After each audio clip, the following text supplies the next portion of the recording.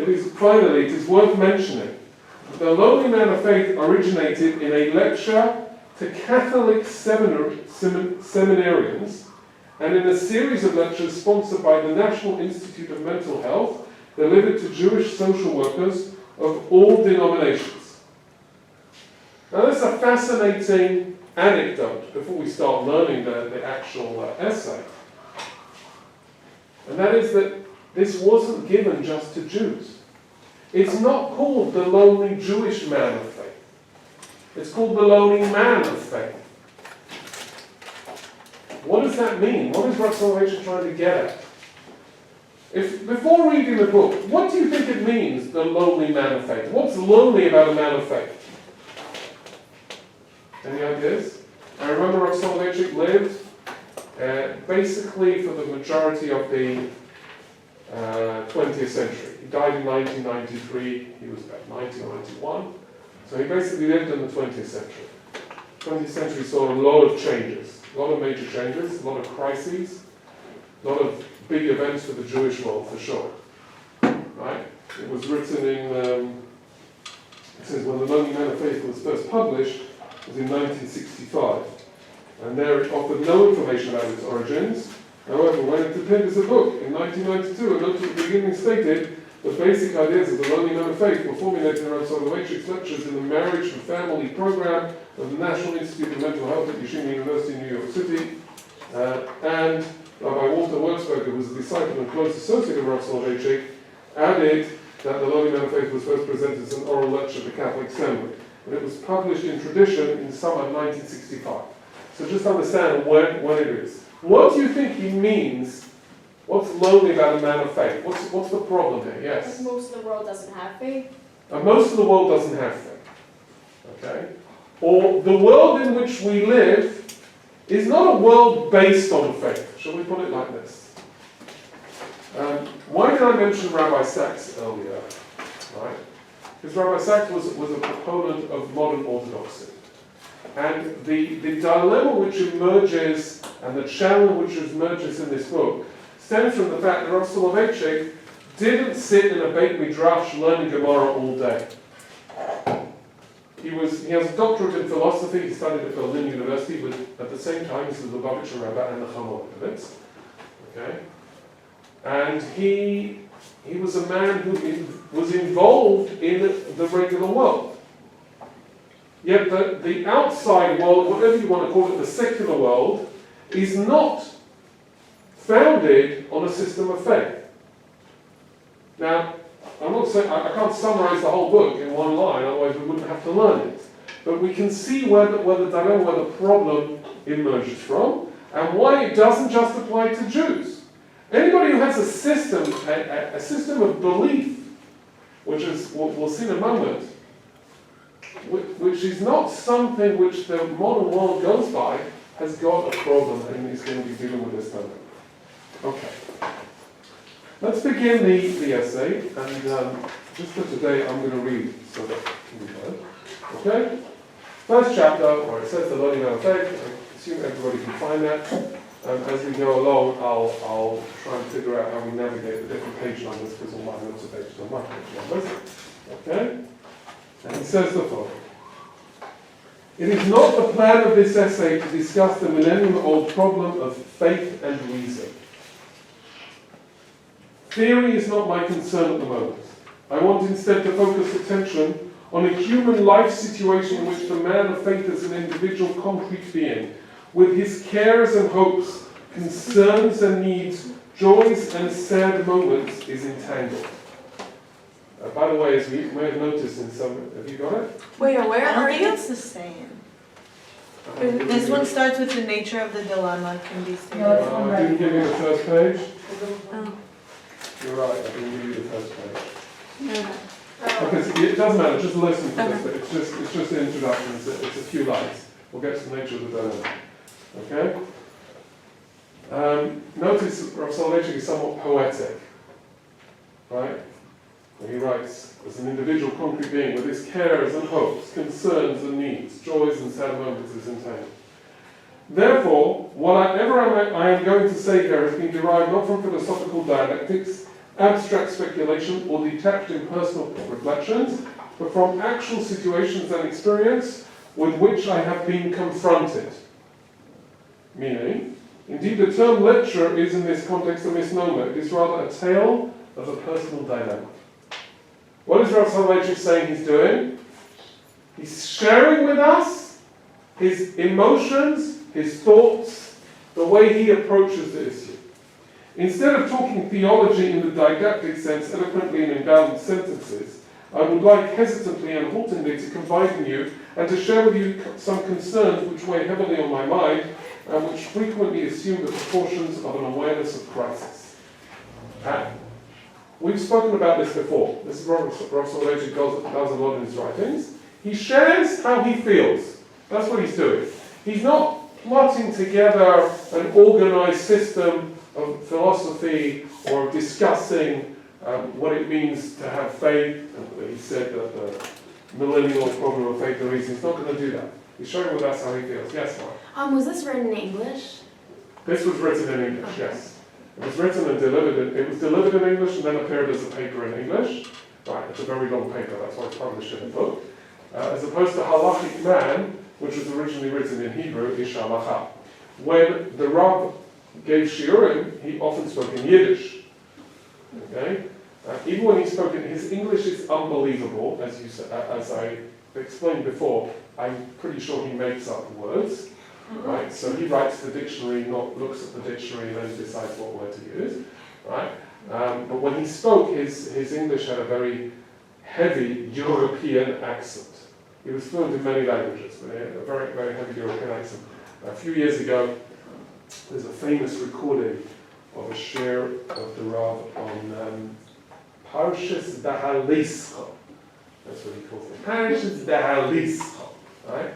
And I tried to play it to my class when we were learning Sefer Bamidbar, and they couldn't understand it, because they couldn't understand his accent. Right?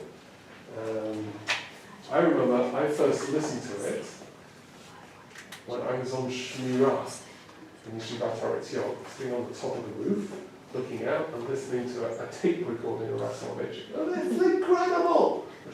It still is. Okay. He says, I have no problem solving thoughts. So ladies, people who are hoping to solve the problem, you better go to a mathematics class. Okay? I have no problem solving thoughts. I do not intend to suggest a new method of remedying the human situation which I'm about to describe. Neither do I believe that it can be remedied at all. The role of the man of faith whose religious experience is fraught with inner conflicts and incongruities, who oscillates between ecstasy in God's companionship and despair when he feels abandoned by God, all these will be elaborated on, and who is torn asunder, apart, by the heightened contrast between self-appreciation and abnegation, now you can see it, right, has been a difficult one since the times of Abraham and Moshe. It will be presumptuous of me to attempt to convert the passional, antinomic faith experience into a eudaimonic harmonious one,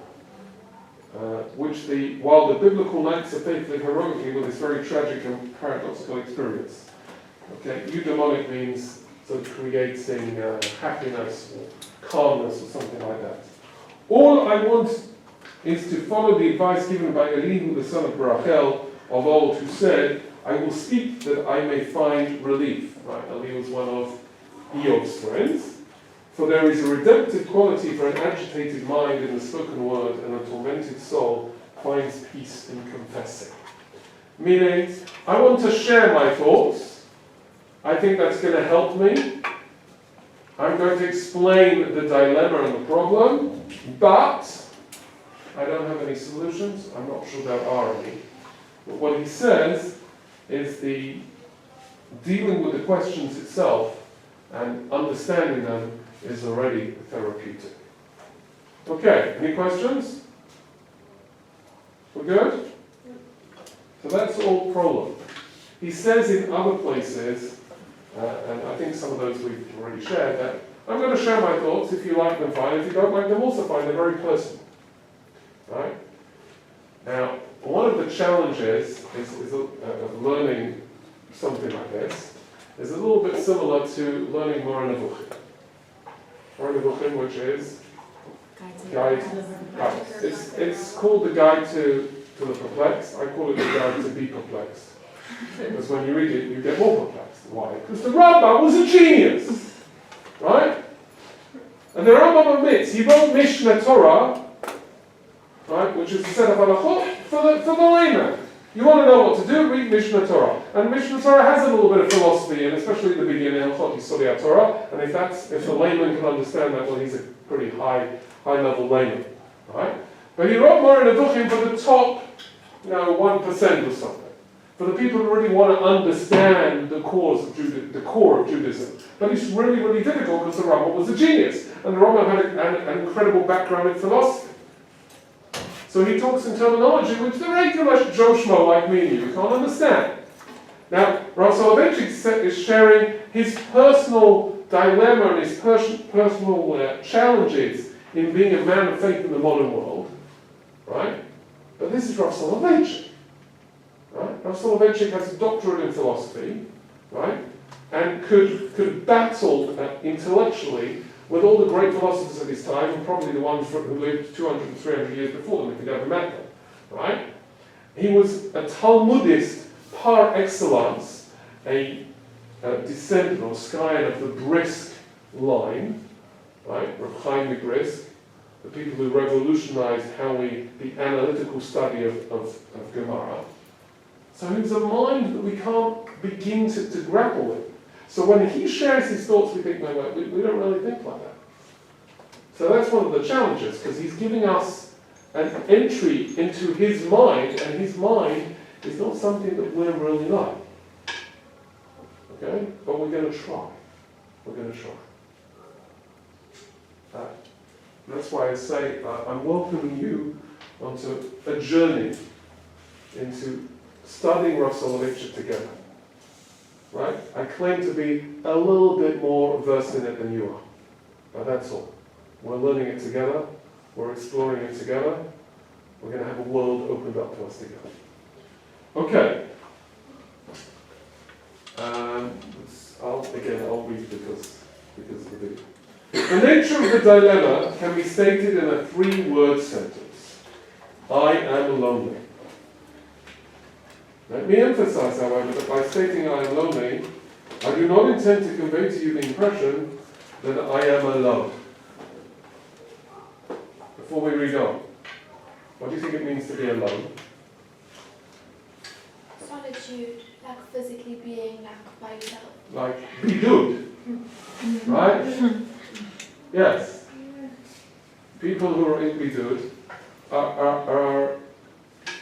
they're just waiting to have human interaction. The biggest punishment in a prison is solitary confinement. You don't see anybody, you don't speak to anybody. Right?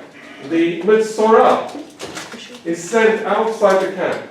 Badad Yeshev, he sits alone, he's out of the camp. Right? If anybody comes close to him, he says, Tameh, Tameh. Tameh, you can't come close to him. You can't speak to me. Why is that? Lots of different explanations. Anybody want to suggest? Why is the Mitzorah sent outside the Machaneh? Go with the standard explanation. The reason a person gets Sarat is because they spoke Lashon Hara, even though there are other explanations. So why is he sent outside the camp? No ideas? Come on, guys. You never heard anything about this? Yes? It's also like a form of bidud. It's a form of bidud, you're right, but why? So you don't influence others. Sorry? You don't influence others. So you don't influence others, maybe? When he speaks Lashon Hara, what has he done? Said something bad. He said something bad and he's undermined the value of the people around him. Okay, so go somewhere where there's no people around you and learn to value what it means to have companionship and how you can use that for the best, as opposed to undermining society by talking Lashon Hara. That's one way to understand it, okay? Do a little bit of cheshbon nefesh on your own about the importance of having people around you and not putting them down at every possible opportunity. So that would be a low. And says Rav Soloveitchik, I thank God to enjoy the love and friendship of many. I meet people, talk, preach, argue, reason. I am surrounded by comrades and acquaintances. So he's not alone.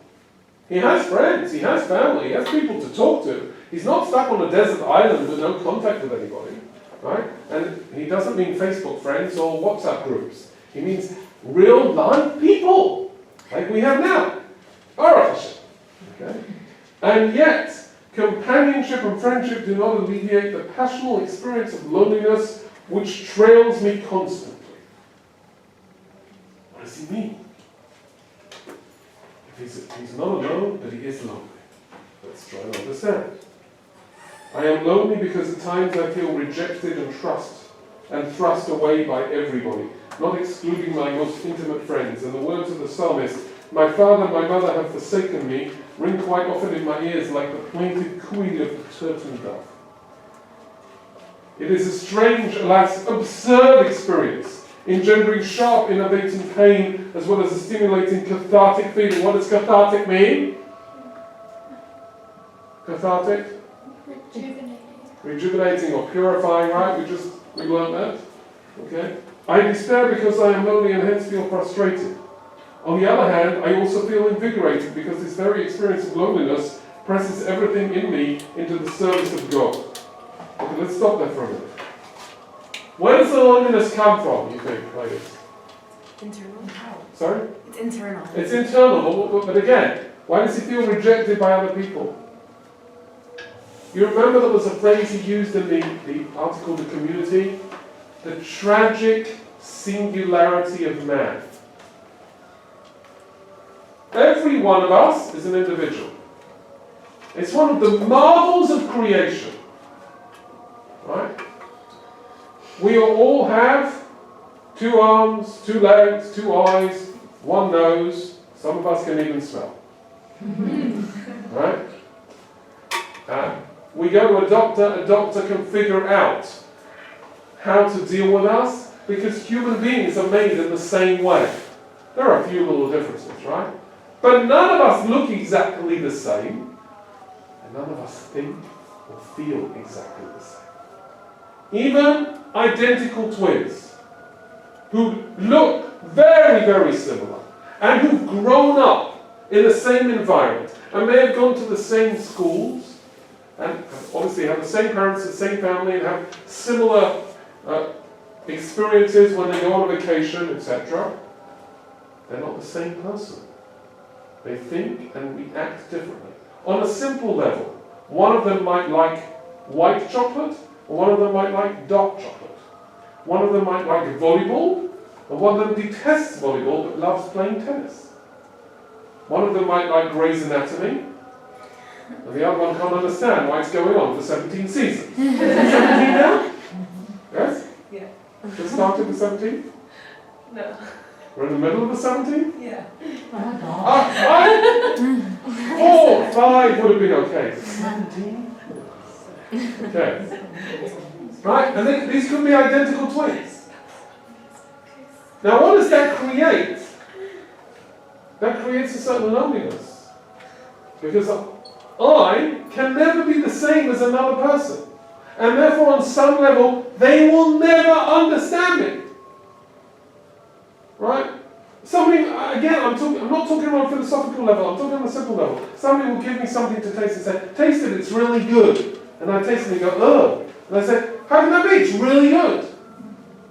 They have a phrase in Hebrew. Al ta'am ba'al re'ach, en lehidvakeach, which translates badly as, on taste and smell, we shouldn't argue. Doesn't have the same ring about it, right? Al ta'am ba'al re'ach, en lehidvakeach. But it's not just ta'am ba'al re'ach. It's a lot of things.